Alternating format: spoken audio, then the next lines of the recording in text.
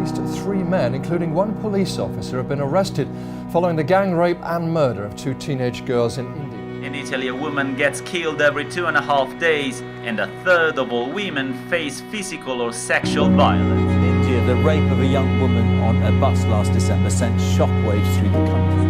About 26,000 women became the victims of murder, injury, attack and threats during the first 6 months of 2011.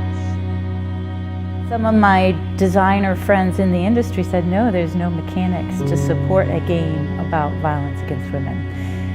But there were other people who said, no, this could be a pretty powerful game.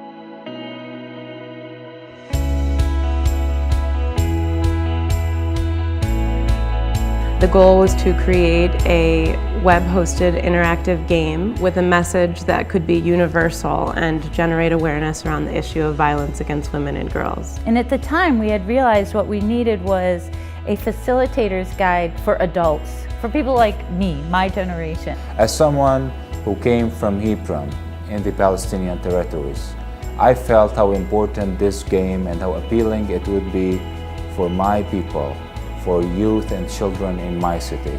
There were many stories that we encountered while we were in Hebron that enabled us to realize how important the work we were doing is to that community. After Mahmoud brought Breakaway to Palestine, his home country, it was obvious that Breakaway would also be a great tool to bring to my home country, El Salvador. El Salvador is the country with the 4th highest murder rate in the world, and it is also the country with the highest rate of gender-motivated killing.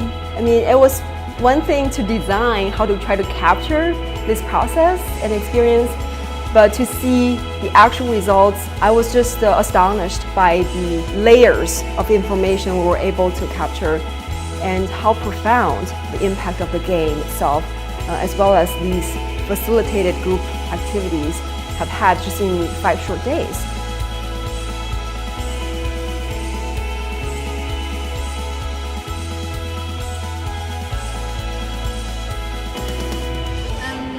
Mi actividad favorita fue cuando jugué fútbol con las niñas, porque aprendimos a convivir con ellas y a jugar en equipo. También porque es un programa muy educativo que me ayuda a comunicarme con las demás personas, a respetar a la gente y a llevarme bien con todos. El Salvador is marked by gang violence and by inequality, and as a Salvadorian, I think it's my responsibility to help educate the youth, which are the future of the country, to become advocates for change and not just be passive observers of violence against women and girls.